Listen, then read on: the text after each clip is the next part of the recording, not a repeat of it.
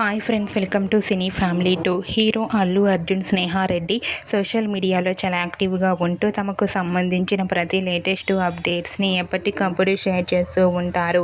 Allu Arjun family Rakhi సెలబ్రేషన్స్ను చాలా గ్రాండ్గా జరుపుకుంటారు. అల్లు అర్జున్ ఫ్యామిలీ అప్డేట్స్ బయటకు రాగానే బాగా వైరల్ అవుతుంటాయి.